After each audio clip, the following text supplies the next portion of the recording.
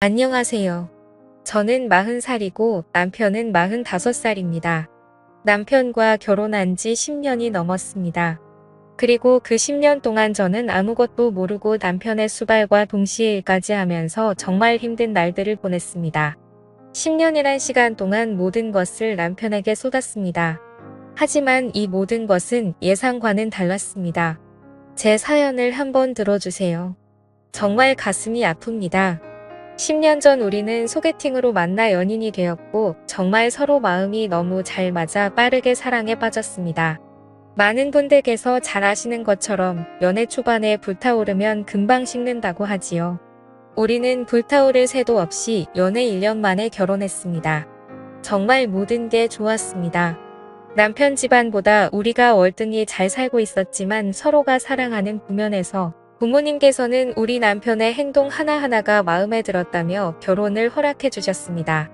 당연히 시부모님께서도 저를 무척이나 좋아해 주셨고 모두의 축하 끝에 결혼에 꼬리를 달며 행복한 날들을 보내고 있었습니다. 그런데 그런 결혼 생활도 잠시였습니다.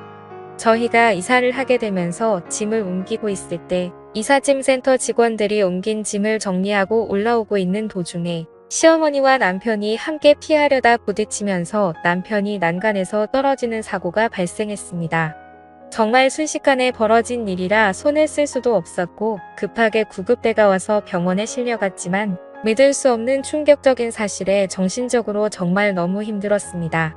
난간에서 떨어지면서 신경 손상으로 전신마비가 왔습니다. 결혼한 지 1년 만에 벌어진 충격적인 상황이었습니다. 손가락 하나 움직일 수 없는 남편의 모든 걸 감당해야겠던 저는 사는 게 정말 힘들었습니다. 아버지께서는 남편을 돌봐줄 사람을 고용했고 병원에서는 지속적인 관리와 물리치료를 병행해서 신경을 살려 움직일 수 있게 해야 한다면서 오랜 시간 병원 신세를 지내야 했습니다.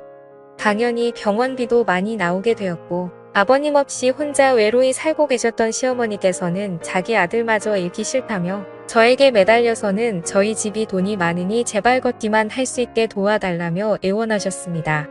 저 또한 너무 힘들었습니다. 그렇게 저도 회사 생활을 하면서 매일 병원을 찾아가 온몸을 주무르며 제발 돌아와 달라고 밤마다 기도했습니다. 그렇게 5년이라는 시간이 흐르면서 변화된 거라곤 손가락 하나 움직일 수 있는 정도였습니다.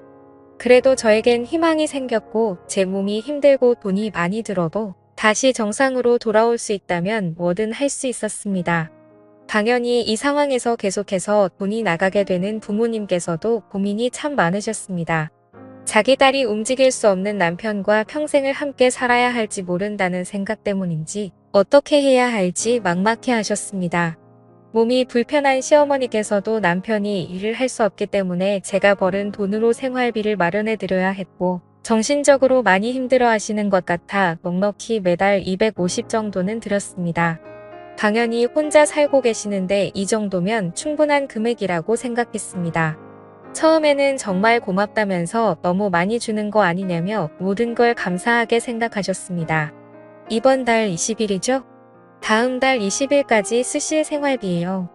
저도 요즘에 많이 힘들지만 그래도 어머님께서도 많이 힘드실 테니 지인분들과 여행도 좀 다녀오시고 맛있는 것도 많이 사드시고 그러세요.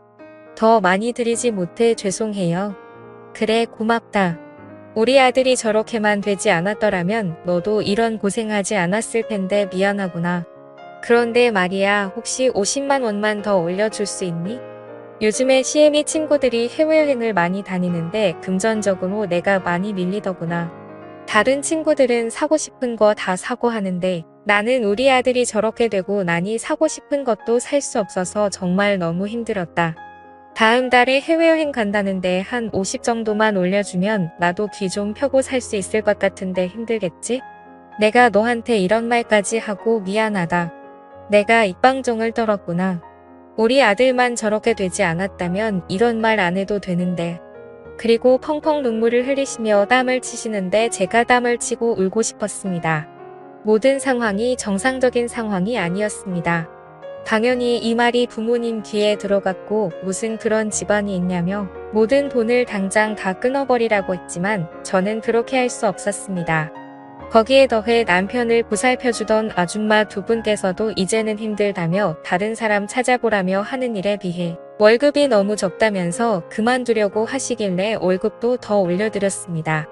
점점 더 많은 요구를 바라는 아줌마들이야. 아무래도 전신마비인 남편을 상대로 일을 하기 때문에 그중에 모두 감수해야 했죠. 당연히 저도 퇴근함과 동시에 아줌마들 퇴근하시고 저 혼자 남편 수발 들며 하루의 시간을 보냈습니다. 이런 상황에 있어 정말 하루하루 지치게 되면서 눈물로 밤을 지새운 적도 한두 번이 아니었습니다. 저희 집 비밀번호를 알고 계신 시어머니께서도 제가 출근했을 때 집에 오셔서 남편 보살펴주며 같이 시간을 보내주기도 합니다. 모두 다 열심히 하는 거 알기 때문에 제가 보답을 해드릴 수 있는 게 돈밖에 없는 것 같아 하시는 일에 비례해 보장을 해드리려 노력을 많이 했습니다. 그래도 자주 아줌마들이 바뀌어왔지만 시어머니께서 소개해주신 분들은 몇 년 동안 함께 생활을 했기 때문에 더더욱 잡고 싶었습니다. 그렇게 10년이라는 시간이 흘렀습니다. 다행히 남편 또한 정말 좋아진 건 아니지만 손가락, 발가락 그리고 약간씩 고개를 돌리는 정도까지는 가능하게 되었습니다. 아직 입은 움직일 수 없었지만 손과 발이 조금씩이라도 움직이는 거에 감사하게 생각했습니다. 그리고 이 모든 걸 부모님께서도 지켜보고 계셨기에 그간 노력이 헛되지 않았다며 긍정적인 부분도 많이 도와주셨습니다.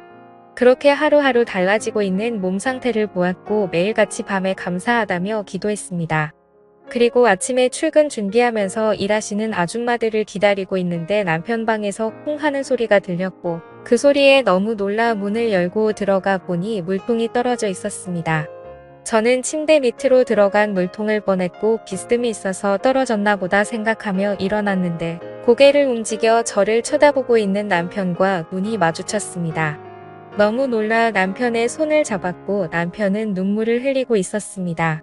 점점 몸이 좋아지고 있는 남편의 모습에 정말 놀랐습니다. 팔과 다리도 아주 천천히 움직일 수 있는 정도였고 그동안 혼자서도 움직이려고 노력을 하려고 했다는 의지가 보였습니다. 하지만 눈물을 흘리는 눈빛에는 슬픔이 보였고 저에게 무슨 말을 하려고 하는 게 보였습니다. 눈 하나 깜빡할 수 없을 정도였는데 힘들게 떨리는 손을 들어 무슨 말을 하려고 하는 것 같아 메모장에 낱말들을 모두 작성해 남편이 무슨 말을 하려고 하는지 가리키는 글자를 모두 적었습니다. 메모장에 적은 글 보고는 저는 너무 놀랐고 그동안 참고 있었던 남편이 너무 불쌍했습니다. 이 모든 건 시어머니와 아줌마들이 계획하고 꾸민 상황들이었습니다. 남편이 적은 한마디는 바로 엄마와 아줌마 모두 한패야 살려줘 였습니다. 메모장으로 받아 적은 한마디에 남편 손을 잡고 하염없이 울었습니다. 저는 모든 사실을 밝히고 싶어 조금만 참으라며 눈물을 흘리는 남편의 얼굴을 쓰다듬으며 손을 잡고 눈물을 흘렸습니다. 그리고 고지어 일하는 아줌마들이 들어오는 소리가 들렸고 때마침 시어머니께서도 같이 들어오셨습니다. 저는 눈물을 훔치며 남편 방에서 나와 오늘 하루 고생해달라며 인사하고 나오려고 하는데 잠시 저희랑 이야기 좀 했으면 좋겠어요. 김혜 할 말이 있는데 여기 좀 앉아보세요. 네? 무슨 일 때문에 그러시는 거죠? 지금 늦어서 빨리 나가봐야 하는데 용건만 간단히 이야기해주세요. 저희 아무래도 도저히 일 못하겠어요. 이제 진짜 그만해야 할 것 같아요. 너무 힘들어요. 뒤처리까지 해야 하는 게 얼마나 힘든지 잘 아시잖아요. 언제 정상으로 돌아올지도 모르는데 의미 없이 계속해서 하루 종일 고생만 하고 있는 것 같아 도저히 안 되겠어요. 이번 달까지만 하고 그만둘 테니까 다른 사람들 찾아봐요. 제가 두 분 월급 올려드린 지 얼마 안 됐잖아요.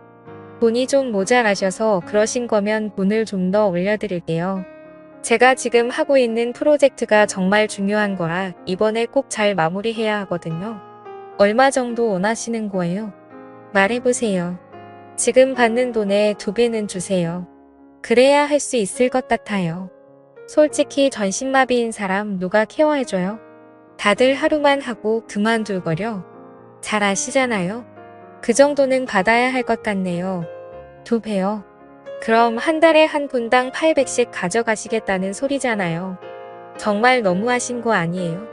월 400도 많은데 거기 2배를 원하신다는 건 좀 받아들이기 힘들어요. 제가 이번 건만 잘 마무리되면 보너스도 드릴게요. 부탁드려요. 다 됐어요. 안 하면 그만이죠? 다른 분들 데려다 400 주고 일 한번 시켜보세요. 이건 돈 문제가 아니라고요. 그리고 나가시려고 하시는 거 일단 알았다고 하고 붙잡았습니다. 그렇게 이야기를 마치고 다시 나가려고 하는데 시어머니께서 저를 부릅니다. 예. 이번에 다른 친구들 유럽 간다는데 죄다 명품 받쳐 입고 나올 거라는데 나도 새로운 옷 좀 사야 할 것 같은데 생활비 좀 올려줄 수 없겠니? 요즘에 물가가 올라서 그런지 한 달에 쓰는 비용이 너무 적은 것 같구나. 월 500 정도로만 맞춰주면 충분할 것 같은데 괜찮겠지? 우리들이 일어나면 모두 갚아줄 테니까 부탁 좀 하마. 그래도 시임이 채면은 채워줘야 하지 않겠니? 마침 오늘 20일이니까 이따가 통장으로 부탁 좀 하마. 정말 너무 황당하고 어이가 없었습니다. 당연하다는 듯이 돈을 올리고 요구한다는 시어머니와 아줌마 두 분의 행동에 할 말을 잃고 말았습니다. 일단 알았다고 하고 그렇게 저는 출근을 했습니다. 그리고 잠깐씩 시간이 날 때마다 CCTV 업체에 전화를 했고 모든 일들이 하루에 끝날 수 있게 돈을 더 주겠다는 말과 함께 저녁에 작업을 하기로 계획을 잡았습니다.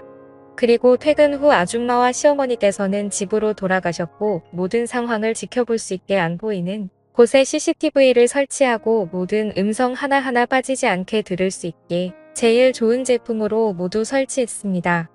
그리고 다음날 똑같은 일상을 보냈고 퇴근 후 집에 들어와서 하루에 있었던 일을 모두 확인한 결과 정말 충격에 휩싸였네요.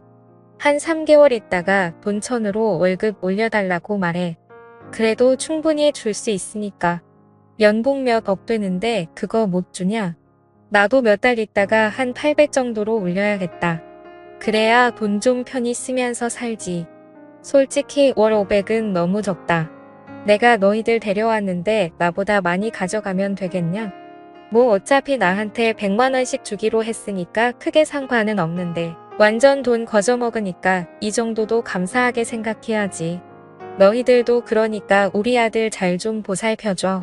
맨날 볼일 보는 것만 해결해주지 말고 받은 만큼 잘 좀 하란 말이야. 땀도 좀 흘려야 진짜 열심히 하는 것 같지. 안 그래? 어이구 이봐요 양여사. 그래도 너보다 낫지. 너는 여기 들어와서 뭐 하는데 하루 종일 잠만 자고 인터넷 쇼핑만 하잖아. 이사할 때부터 모든 걸 계획해놓고선. 그래도 당신 아들인데 정말 대단해. 돈이 좋긴 좋은가 봐. 어떻게 일부러 사고를 낼 수가 있어? 나라면 절대 못할 텐데. 며느리 하나는 정말 잘 잡았네. 그 덕분에 인생 폈잖아. 야 이제 시작이야. 너희 그거 모르지? 우리 며느리가 가지고 있는 건물이 몇 개인데 내가 계속 조금씩 돈을 올려받는 게 이유가 있는 거야. 나중에 건물에서 벌어들이는 수익이랑 비슷해지면 그냥 건물로 하나 달라고 그러게. 그러면서 점점 건물 몇 개 늘리면 완전 꼴 빠는 거잖아. 알아서 돈 척척 들어오는 거 받아먹고 나는 여행이나 다니면서 놀란다. 근데 이게 무슨 냄새냐? 얘 아까 볼일 본 거 아니었어? 야 이거 좀 빨리 해결해봐. 냄새 난다. 모든 장면과 서로 나눈 대화를 듣고는 정말 너무 충격을 받았습니다. 믿을 수 없는 사실에 손발이 떨리고 모든 걸 계획한 시어머니의 실체의 하늘이 무너지는 줄 알았습니다. 남편 방에 들어가 모든 걸 알게 된 저는 일이 바빠서 혼자 놔둔 거 정말 미안하다며 끌어안고 그동안 얼마나 힘들었을지 생각하며 한참을 울었습니다. 저는 모든 증거물을 가지고 아버지께 늦은 밤 찾아갔고 모든 사실을 확인한 아버지께서는 엄청나게 화가 많이 나셨는지 바로 변호사한테 전화하면서 모든 자료를 전송했고 그리고 알고 계시는 형사분께 전화를 하셔서는 모든 상황을 이야기했습니다. 다음날 아무렇지도 않은 듯 출근하는 시어머니와 아줌마 두 분이 저를 보며 웃으면서 들어왔고 저 또한 아무렇지도 않은 척 반갑게 맞아줬습니다. 그리고는 문을 걸어 잠갔고 그 틈에 형사분들께서 시어머니와 아줌마 두 분을 체포했습니다. 그동안 정말 믿고 있었던 분들의 배신에 정신적으로 너무 힘들었지만 그걸 매일같이 겪고 있었던 남편은 더더욱 힘들었을 겁니다. 자기 엄마의 이중적인 모습에 얼마나 큰 상처를 받았을까요? 그리고 운전치 못했던 몸으로 얼마나 저에게 말을 하고 싶었을까요? 당연히 모든 건 사실이 아니라며 발뺌했지만 모든 상황을 확인할 수 있었던 증거물과 대화 내용 때문에 결국 자백을 받았습니다. 그리고 시어머니는 징역 10년과 아줌마는 징역 5년을 선고받았습니다. 당연히 너무 적은 처벌이었지만 법으로 해결할 수 있는 선은 이게 최선이었습니다. 아직까지도 말을 하지 못하고 있는 남편은 그래도 몸은 움직일 수 있을 정도까지 좋아졌습니다. 10년이 넘는 기간 동안 정말 얼마나 노력을 많이 하고 있는지 저도 알고 있고 저 또한 많은 노력을 하고 있습니다. 그리고 점점 좋아지고 있는 남편의 모습을 보면서 언젠가는 함께 손을 잡고 걸으며 함께 할 수 있는 시간 또한 분명 올 거라 생각합니다. 금방 불타오르는 사랑은 금방 식는다고 하였지만 저희는 지금까지도 사랑이 불타오르고 있습니다. 저희 부부에게 응원의 댓글 부탁드려도 될까요? 남편과 함께 힘낼 수 있게 지금을 헤쳐나갈 수 있게 힘이 되는 말 부탁합니다. 감사합니다.